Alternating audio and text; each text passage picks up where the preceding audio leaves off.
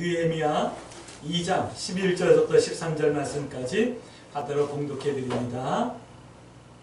내가 예루살렘에 이르러 머무른 사흘 만에 내 하나님께서 예루살렘을 위해 무엇을 할 것인지 내 마음에 주신 것을 내가 아무에게도 말하지 아니하고 밤에 일어나 몇몇 사람과 함께 나아가 있으되 내가 탄 짐승 외에는 다른 짐승이 없더라.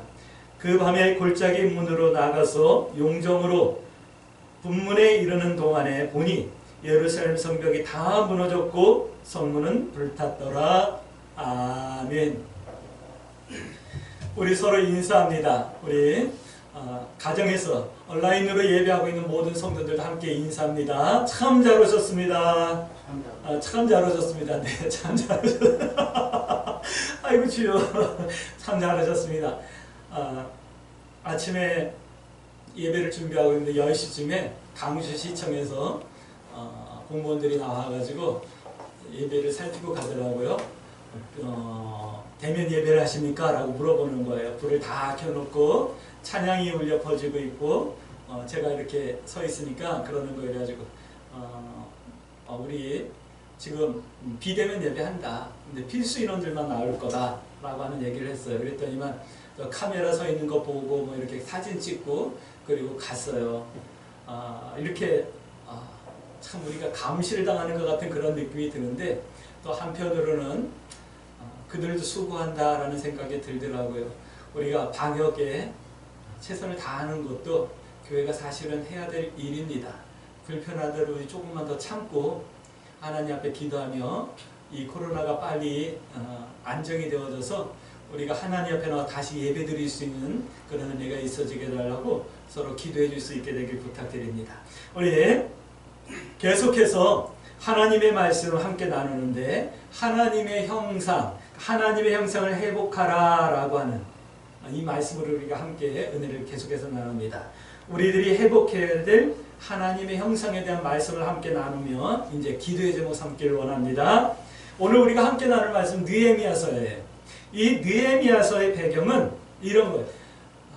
지난주에 나온 우리 에스라 말씀과 거의 같은 시대에 일어나고 있는 기록되어진 내용을 기록하고 있는 그런 내용의 말씀이거든요. 바벨론으로 포로로 잡혀간 유다인들이 약 한 50년, 5, 6년 지났을 때 이제 유다로 다시 돌아오게 됩니다. 1차는 느헤미야를 통해서 1차 기환을 해요. 그 다음에 2차는 에스라를 통해서 2차 기환을 하고 오늘 스룹바벨을 통해서 1차 기환을 하게 되고 2차는 에스라를 통해서 2차 기환이 되어지고 오늘 느헤미야는 세 번째 기환이에요. 이 세 번째 기환을 해서 이 느헤미야가 예루살렘 성에 와가지고 무엇을 할 것인가 그리고 거기서 이제 성벽을 완성하면서 나라의 안녕을 꾀하는 그런 내용의 말씀이 느헤미야서의 말씀인데 이 느헤미야서 말씀을 보면서 오늘 이 시대에 우리들에게 주시는 하나님의 놀라운 은혜가 너무 많고요. 기도의 제목 삼을 수 있었으면 좋겠고요. 특별히 오늘 우리가 하나님의 형상을 회복하면 무엇을 할 것인가 라고 하는 이 질문 앞에 여러분들이 대답해 낼 수 있는 은혜가 있어지길 주의 이름으로 축복합니다. 오늘 느헤미야서는 이렇게 시작합니다. 1장 2절 말씀 보면 유다에서 그러니까 예루살렘 지역에서 형제들이 이 바벨론으로 이 느헤미야에게 온 거예요. 하나니 그리고 무명의 2명 이렇게 서너 명의 유대 청년들이 바벨론에 있는 느헤미야에게 와가지고 지금 방문을 해가지고 유다에 대한 예루살렘에 대한 이야기를 하고 있는 내용이에요. 그 형편을 얘기해요. 예루살렘 지역은 지금 큰 환난을 당하고 있습니다. 스룹바벨과 에스라를 통해서 사람들이 돌아왔지만 아직까지도 성문은 불탔습니다. 능욕을 당하고 있습니다. 그리고 예루살렘 성은 전부 다 허물어져 있습니다. 이렇게 말하는 거예요. 이 소식을 들은 이 느헤미야는 이 소식을 듣고 1장 4절 5절 말씀 볼까요? 내가 이 말을 듣고 앉아서 울고 수일 동안 슬퍼하며 하늘의 하나님 앞에 금식하며 기도하였다. 이르되 하늘의 하나님 여호와 크고 두려우신 하나님이여 주를 사랑하고 주의 계명을 지키는 자에게 언약을 지키며 긍휼을 베푸는 주여 내가 간구하며 기도합니다 라고 하면서 하나님 앞에 눈물로 기도하고 있는 모습을 볼 수가 있어요. 참 지금 우리 한국교회가 너무나도 큰 위기를 맞고 있죠. 교회 안에서도 교회끼리도 보수와 진보로 나뉘어져 있어요. 대면 예배를 한다, 대면 예배를 안 한다, 이것 가지고도 막 나뉘어져 있어요. 그리고 그것보다 더 심각한 거는 공권력으로부터 교회가 굉장한 제재를 받고 있는 이런 상황을 보면서 많은 주의 종들이 하나님 앞에 근신하며 기도하고 깨어나고 있음을 여러분들 믿으시길 주의 이름으로 축복합니다. 어느 시대나 우리 수백만의 기독교인들 전체 때문에 하나님 이 나라가 산 것이 아니라 이와 같을 때 눈물로 기도하는 소수의 성도들과 주의 종들 때문에 한국교회가 살아왔어요. 지금 이 시간도 어딘가 남모르게 하나님 앞에 눈물로 기도하는 주의 자녀들, 주의 종들 때문에 이 나라는 반드시 회복될 것을 여러분들 믿으시길 주의 이름으로 축복합니다. 그리고 우리 광주 새순교 성도들도 이와 같이 어렵고 힘들 때 하나님 앞에 눈물로 기도할 수 있는 깨어있는 성도들, 기도하는 성도들이 되어줄 수 있게 되길 주의 이름으로 축복합니다. 광주 새순교 성도들에게 이 느헤미야의 마음과 눈물이 있어지길 주의 이름으로 축복합니다. 왜냐하면 지금 우리 교회들이 하나님의 성도들이 유다의 모습과 너무 똑같기 때문이에요. 질병으로 예배가 막혔고 성도들은 예배의 소중함을 잃어가고 있고 영적으로 교회이건 성도이건 능력을 잃어가는 현실, 그리고 교회가 세상에 빛이 되지 못하고 있고 소금이 되지 못하고 있는 현실 앞에 이 느헤미야의 심령으로 기도해야 될 것을 여러분들을 도전합니다. 우리 광주 새순교 성도들에게 이 느헤미야의 마음과 이 눈물로 민족과 교회를 위하여 기도할 수 있게 되길 주의 이름으로 부탁드립니다. 질문합니다. 왜요? 왜 우리들이 느헤미야의 심정으로 눈물로 하나님 앞에 나라와 민족을 위해서 기도해야 하는데요? 무엇을 기도해야 하는데요? 이렇게 질문하셔야지만 돼요. 느헤미야서는 이렇게 말씀하고 있습니다. 2장 12절 말씀. 내 하나님께서 예루살렘을 위해 무엇을 할 것인지 내 마음에 주셨다. 느헤미야는 이렇게 고백하고 있어요. 하나님께서 무너져 있는 성벽, 불타버린 예루살렘 성전을 바라보며 무엇을 해야 될 것인지 내 마음에 주셨다라고 말씀하고 있습니다. 오늘 닫혀져 있는 교회의 문을 바라보며 우리 광주 새순교 성도들에게 무엇을 할 것인지 하나님께서 계시해 주시고 소원을 일으켜 주시고 용기를 주시길 주의 이름으로 축복합니다. 무엇을 할 것인가? 예루살렘을 위해, 하나님의 성전과 나라를 위해 무엇을 할 것인가? 동일하게 우리들도 무엇을 할 것인가? 하나님의 나라와 예배를 위해, 내 신앙과 이 나라와 민족교회를 위해 무엇을 할 것인가? 지금까지 없었던 분열과 불신, 막힌 전도의 문, 이 앞에서 우리가 무엇을 할 것인가? 하나님 내 마음에 주옵소서. 질문해 보며 하나님의 응답을 받을 수 있게 되길 주의 이름으로 축복합니다. 느헤미야는 예루살렘 성벽을 건축하는 사명을 가진답니다. 이 일을 위해 유다로 돌아온 거예요. 그런데 기억해야 합니다. 하나님과 내 신앙과 교회와 관계된 일에는 반드시 어떤 방해가 있다라는 거예요. 유다로 돌아온 유대인들은 성전을 건축하려고 하고 그 다음에 성벽을 건축하려고 해요. 그래서 온전하게 하나님 앞에 예배드리길 원하고 그 다음에 그 민족의 안전을 확보하려고 해요. 그런데 방해하는 세력이 나타나는 거예요. 그래서 성전은 16년 동안 건축이 중단되기도 해요. 이제 앞으로 나는 학개서를 보면 알 수가 있어요. 오늘 4장 1절 말씀 보니까 산발락과 도비아 이들이 주도해가지고 성벽을 건축하고 성전을 건축하는 일을 방해하며 협박하는 일들을 볼 수가 있어요. 이들은 유다에 남아있던 사람들이에요. 다시 말씀드리면 같은 민족인 사람들이에요. 그러나 그들이 바벨론으로 포로로 잡혀가지 않고 이 지역에 바벨론 사람들, 아수르 사람들이 들어와서 살게 되면서 혼혈이 되어진 거예요. 다시 말씀드릴게요. 교회는 하나님을 알았지만 하나님을 믿지 않는 사람들, 신앙을 다 떠나버린 사람들, 이런 사람들이 방해를 하는 거예요.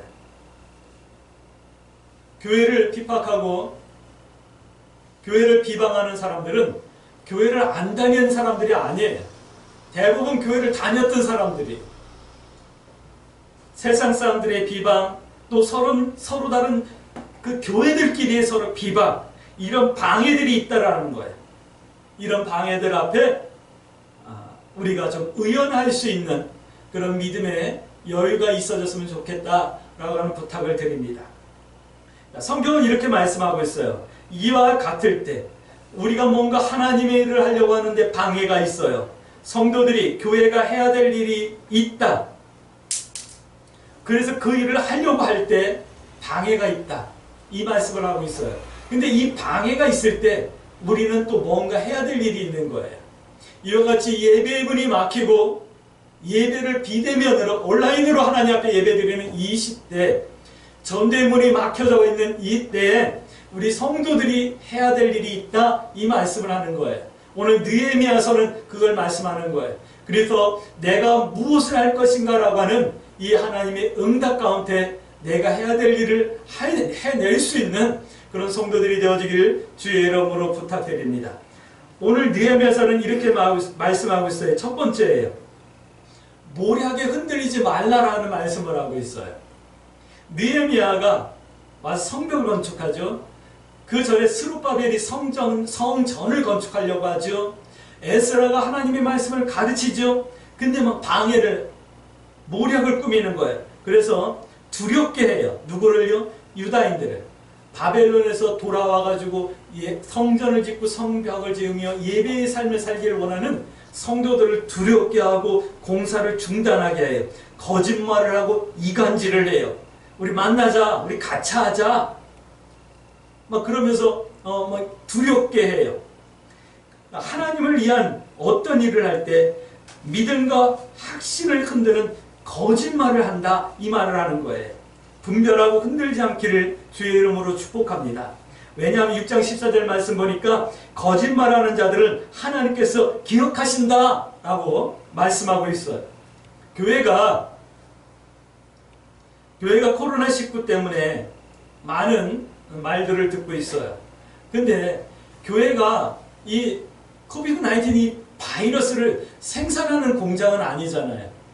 성도들이 일주일 동안 직장이랑 아주 열심히 일을 해요. 직장을 다니기 위해서 버스를 타고 지하철을 타고 다녀요. 그렇게 일주일에 살다가 하루 나와서 1시간 하나님 앞에 예배 드려서요. 근데 여기서도 감염될 수 있잖아요. 어딘가에서 감염이 되어가지고 교회 와서 함께 예배 드리다 그게 감염이 됐는데, 그래서 이제 교회에서 퍼진 건데, 교회가 바이러스를 생산해내는 것처럼, 교회가 바이러스를 만드는 공장인 것처럼 이 방송이나 언론이나 정치가에서 이렇게 매도하는 모습을 보면서 참 화가 나요. 물론 교회도 조심해야죠. 교회도 철저하게 방역 조치를 해야 되고 철저하게 해야죠. 모이지 말라고 하는데 막 쓸데없이 모여가지고 뭐 세미나 한다, 뭐 교육한다, 뭐 한다. 좀 자제해야죠. 할 말은 없지만 그렇다고 해서 교회를 갖다가 바이러스의 온상인 것처럼 취급하며 이렇게 치부하는 것은 하나님께서 분명히 책망하실 겁니다. 그러나 그럼에도 불구하고 이런 것들 앞에서 우리 광주 세순교 성도 여러분 흔들리지 않길 주의 이름으로 축복합니다. 이와 같을 때 오늘 4장 7절 8절 말씀 이렇게 말합니다. 방해가 있을 때 성도가 해야 될 것은 4장 9절 말씀 보니까 하나님께 기도하는 거래. 무엇을 해서 기도해야 되죠? 하나님 앞에 우리가 뱀처럼 지혜로울 수 있도록, 비둘기처럼 순결할 수 있도록 하나님 앞에 기도해야지만 되는 거예요. 뱀이라는 것은, 성경에서 뱀이라는 것은 사단을 말하는 거예요. 사단이 참 지혜로워요. 그래서 이렇게 바이러스라는 것을 일으켜가지고 교회를 이렇게 비판하고 교회를 얽어매는지도 모르겠어요. 그렇기 때문에 오늘 우리들도 좀 뱀처럼 좀 지혜로워야지만 돼요. 하지 말라면 당분간 좀 쉬면서 내 믿음을 한번 점검해 볼 수 있어야죠. 그것도 지혜예요. 어느 목사님한테 전화를 했어요. 목사님 어떻게 하면 좋지요? 그리고 전화를 했더니만 좀 지혜롭게 하면 되지 그러는 거예요. 어떻게 지혜롭게 해요? 그랬더니만 주부에다 성도들의 이름을 다 넣으래, 순서를. 20명까지는 비대면 예배를 위한 필수 인원으로 봐준대요. 시청에서. 그러니까 20명까지 예배를 다 넣으래요. 근데 그보다 더 넣어도 된대요. 뭐 안내도 저 밑에 2명, 위에 2명, 방송도 뭐 저 카메라 하나, 핸드폰 하나, 그 다음에 음향 하나, 피아노, 건반, 악기별로 다 1명씩, 기도 뭐 다 넣으래요. 주부에 다 넣으래. 그러면 봐준다는 거예요. 그렇게 해서 예배를 일단 드리고, 그것도 안 되면 보통 시청에서 공무원들이 11시 예배를 맞춰서 나오니까 땡겨서 뭐 8시 하든지 9시 하든지 아니면 오후에 하든지, 오전에는 젊은이들하고 오후에는 연세 드신 분들 하든지 이렇게 나눠서 하라 뭐 이런 얘기를 하더라고요. 이건 편법이죠. 근데 저는 이런 생각을 했어요. 비대면 예배를 하라 그러면 우리가 필수 인원만 나와가지고 예배를 여러 번 드리면 되잖아요. 뭐 우리 교회는 뭐 그럴 필요가 없어서 안 그래도 되지만 예배를 여러 번 하면 되잖아요. 아무튼 하나님께 기도할 때 하나님 이와 같을 때 우리가 뱀처럼 지혜롭고 비둘기처럼 순결할 수 있게 해주세요. 이렇게 기도해야죠. 그러면 그 다음부터 기도의 문이 열릴 거예요. 이 코로나 바이러스를 통해서 우리가 어떻게 해야 되지? 그리고 하나님께서 이 땅을 치료하시고 회복해 주시라고 기도할 수 있게 되겠죠. 두 번째 4장 13절 말씀 보니까 비방하는 것, 그러니까 방비하는 것, 비방이 아니라 방비하는 것을 해야 된다 말씀하고 있어요. 방비한다라고 말하는 것은 방해가 있잖아요. 행정명령으로 예배를 하지 말라라고 하고 있잖아요. 그럼 어떻게 해야 되죠? 온라인 예배를 준비해야죠. 방역 조치를 잘 해야죠. 방문자 명단 잘 만들고 손소독 잘 하고 마스크 잘 쓰고 뛰어넘기 잘 하고, 그래도 부족하면 이렇게 방송 장비를 구입하고 준비해서 온라인으로 방송해야죠. 세 번째 4장 13절 말씀 보니까 가장 중요한 거예요. 두려워하지 않는 거예요. 방해가 있을 때 두려워하면 지는 거예요. 행정명령을 내렸다고 말하니까 교회들마다 막 처음에는 분노하고 그 다음에 불쾌하다가 이제 막 두려움도 생기고 그러는 것 같아요. 특별히 이렇게 비대면 예배를 하게 되면서 참 개척교회들은 참 힘들겠다. 뭐 큰 교회는 큰 교회 나름대로 힘들겠죠. 크게 건축하고 건축비 때문에 뭐 은행 이자 많이 나가는 교회들은 아마 다 힘들 거예요. 그러나 두려워하지 말라라는 말씀을 오늘 느헤미야서는 우리에게 하고 있습니다. 어떤 공격과 방해 앞에서 두려워하는 순간 지는 거예요. 두려워하지 마세요. 집에서 예배 드리더라도 하나님 앞에 신령과 진정으로 예배 드리시면 되고, 그것이 불편하면 하나님 앞에 나와서 함께 예배 드리면 돼요. 그래서 교회가 고발되고 벌금을 내라 그러면 벌금 300만 원 내면 되죠. 두려워하지 마세요. 두려워하는 순간 지는 거예요. 그리고 하나님 앞에 기도하면 반드시 이때도 지나가게 하신다. 승리하게 하신다. 이걸 믿으셔요. 우리의 믿음은 4장 15절 말씀 보니까 하나님께서 일하실 것을 믿는 믿음이기 때문에 우리는 두려워하면 안 되는 거예요. 우리는 방비해야 되고 하나님 앞에 기도해야 되는 거예요. 하나님은 일을 이루시기까지 쉬지 않는 하나님이셔요. 할렐루야. 우리 룻기서를 통해서 이 말씀 함께 나눴잖아요. 방해꾼의 공격이 때로는 환난으로, 질병으로, 자녀의 문제로, 경제적인 문제로, 사람의 문제로, 또는 이렇게 코로나라고 하는 전염병으로 매우 다양하게 성도들을 공격합니다. 그러나 이와 같을 때 우리들이 해야 될 것은 기억하셔요. 하나님 앞에 기도하는 거요, 또 방비하는 거요, 두려워하지 않는 거예요. 우리들의 믿음은 하나님은 쉬지 않으신다. 할렐루야. 두 번째, 우리가 무엇을 할 것인가 라고 하는 이 기도 가운데 서로 도우라는 말씀을 들을 수 있게 되길 부탁드립니다. 5장 1절부터 13절 말씀까지 보면 그 말씀이 나오고 있어요. 가난한 형제들을 서로 돕고, 믿음이 약한 성도들을 서로 돕고, 약한 교회를 돕고 선교사들을 도우라, 이 말씀으로 들려주시길 주의 이름으로 축복합니다. 유대인들이 예루살렘으로 돌아와서, 포로에서 해방돼서 돌아와서 예루살렘을 다시 이제 성전을 건축하고 성벽을 만들고 막 그러는데, 근데 그때 돌아왔는데도 가난한 사람들이 있고 넉넉한 사람들이 있었어요. 그러니까 가난한 사람들이 이 넉넉한 사람들에게 돈을 꾸게 되는 거예요. 돈을 꾸기는데 못 갚으니까 이제 이 사람들이 이 넉넉한 사람들이 종이 되어져 가는 거예요. 그걸 보면서 에스라께서 막 책망하는 내용이 나와요. 어렵고 힘들 때일수록 너희들끼리 도와야지, 너희들이 서로 종이 되고 서로 주인이 되고 이렇게 팔려가고 그러면 되겠냐라고 하는 이런 책망을 하는 것을 볼 수가 있어요.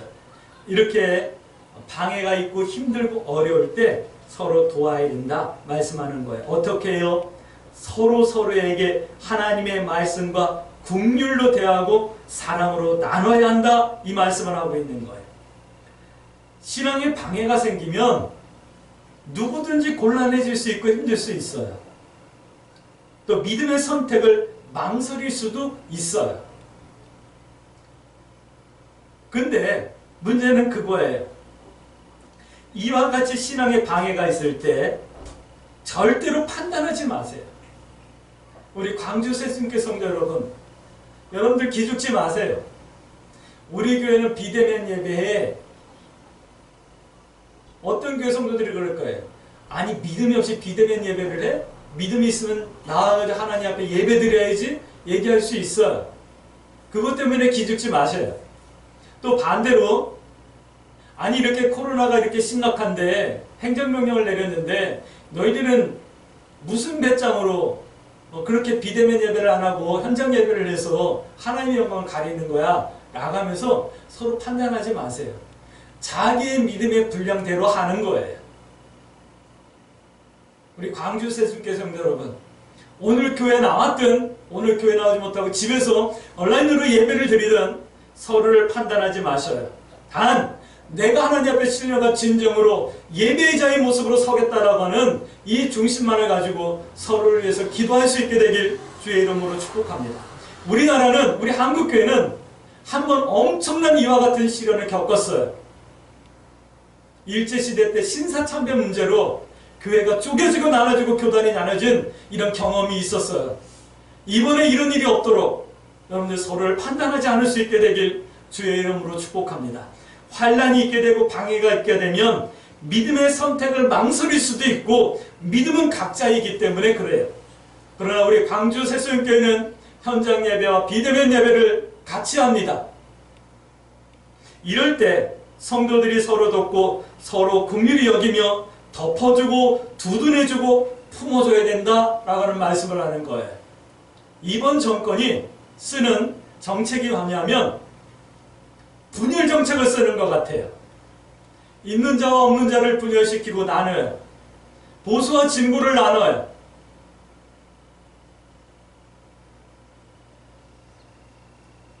지난 주간에는 대통령의 SNS 글이 참 답답한 내용이 올라와 있는 걸 보면서 참 너무한다, 해도 너무한다 라고 하는 그런 생각을 했어요. 그런데 문제는 우리 교회도 그 정책에 넘어가고 있다는 거예요. 그래서 서로 판단하고 서로 비방하고 교회도 나뉘어지는 거예요. 목회자들도 나눠지는 거예요. 그러지 마세요. 덮어주세요. 두둔해주세요. 품어주세요. 그래야 세상 사람들의 비방거리가 되지 않을 수 있어요. 교회가 어렵고 힘들고 지탄을 받고 있지만 그러나 이 시대는 지나가요. 그러나 이 시기가 지나간 다음에 교회가 분열되어지면 안 되잖아요. 이렇게 하면 5장 19절 말씀 보니까 하나님께서 은혜를 베푸신다 말씀하고 있어요. 이렇게 무리하게 흔들리지 않고 서로 도울 때, 성도가 그렇게 할 때 6장 15절 16절 말씀이니까 대적이 낙담하게 된대요. 교회를 핍박하던 세력들이 낙담하게 된대요. 그들이 하나님께서 그렇게 하시겠죠. 그렇게 하실 줄 저는 믿어요.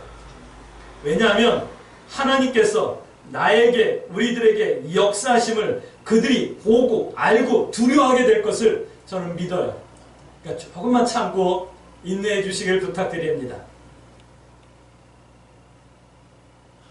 느헤미야서의 말씀이 우리 광주 새신교 성도들에게 간증이 되어지고 자랑이 되어질 수 있는 날이 속히 올 수 있게 되길 주의 이름으로 축복합니다.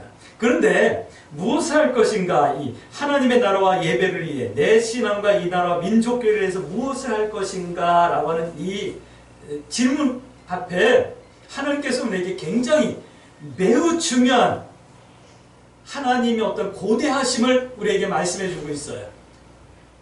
이와 같이 코로나 때문에 예배가 막히고 온라인 예배를 하는 이런 비대면 예배 시대, 예배를 못하게 하는 이런 시대에 하나님께서 이 느헤미야서를 통해서 우리에게 뭔가를 원하고 계셔요. 오늘 기도의 제목 삼을 수 있게 되길 주의 이름으로 축복합니다. 세 번째예요. 8장 1절 말씀부터 보면 말씀으로 돌아가라 라고 하는 말씀을 하고 있어요. 정말 중요한 거예요. 반드시 해야 될 일은 우리들이 하나님의 말씀으로 돌아가는 거예요. 할렐루야. 느헤미야 8장 1절 말씀 보면 에스라를 통해서 하나님의 말씀을 보고 깨닫게 돼요. 그 믿음이 회복되어져요. 예배가 회복되어져요. 에스라를 통해서 말씀을 들을 때 그들이 비를 맞으면서 하나님 앞에 금식하며 회개하는 새로운 회개의 역사가 일어나는 것을 볼 수가 있어요. 말씀으로 돌아간다는 것은 이런 거예요. 말씀으로 돌아간다는 것은 9장 1절 3절 말씀 보니까 자기의 죄를 자복하고 회개하는 거예요. 죄를 자복하고 회개한다는 것은 내 죄도, 나의 죄도 자복하고 회개하는 거지만 조상의 죄도 회개하는 거예요. 나라와 민족의 죄도 회개하는 거예요. 판단하고 정죄하는 것이 아니라 하나님 앞에 그들의 죄까지도 짊어지고 하나님 앞에 나아갈 수 있는 그런 성도들이 필요한 거예요. 이방인들과 같이 하나님의 말씀을 떠나고 이방인처럼 산 것 회개하셔야지만 돼요.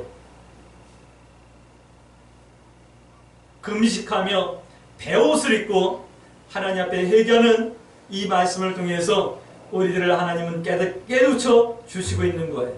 9장 17절 말씀 보겠습니다. 에레미야서 9장 17절 말씀, 느헤미야서 9장 17절 말씀. 주께서 그들 가운데서 행하신 기사를 기억하지 아니하고 하나님께서 행하신 일을 기억하지 못하고 목을 굳게 하여 패역하여 스스로 한 우두머리를 세우고 종되었던 땅으로 돌아가고자 하였나이다. 누가요? 조상들이. 어디서요? 출애굽했을 때. 그러나 주께서는 용서하시는 하나님이시라 은혜로우시며 긍휼히 여기시며 더디 노하시며 인자가 풍부하심으로 그들을 버리지 아니하셨나이다. 우리 조상들이 이와 같이 하나님 앞에 불신하고 불법을 행하고 우리 관원들이 교회를 이와 같이 지금 자제시키며 억제하고 있죠. 그들의 죄를 우리가 대신 하나님 앞에 회개합니다 라고 말하는 거예요. 하나님은 자비하신 하나님이니까, 용서해 주시는 하나님이니까. 그러면 9장 27절 말씀 보세요. 그러면 하나님께서 이렇게 말씀하시는 거예요. 그러므로 주께서 그들을 대적의 손에 넘기사 그들이 공고를 당하게 하심에 그들이 환난을 당하여 주께 부르짖을 때 주께서 하늘에서 들으시고 주의 크신 긍휼로 그들에게 구원자를 주어 그들을 대적의 손에서 구원하셨습니다. 그들이 범죄하여서 하나님께서는 그들에게 환난을 주고 그들을 고난 가운데 주었지만 그러나 하나님께서는 그들의 기도를 들으시고 그들을 구원해 주셨습니다. 우리가 하나님 앞에 죄를 지면 고난과 환난이 올 수 있어요. 그러나 기도하면 우리가 자복하면 하나님께서는 우리를 구원해 주시고 우리를 통해서 하나님의 뜻을 이루어 나가신다, 이 말씀을 하는 거예요. 지금 우리 한국교회는 하나님 앞에 큰 죄를 범하고 있음을 깨달아야지만 돼요. 어떤 죄죠?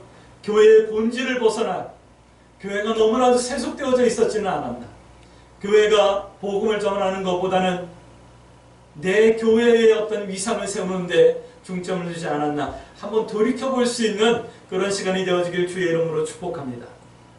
또 두 번째는 하나님의 말씀으로 돌아간다는 것은 이런 거래요. 9장 29절 말씀 보니까 하나님의 말씀에 복종하고 겸손하게 하나님 앞에 행하는 것, 말씀으로 돌아가는 것이다 라고 말씀하고 있어요.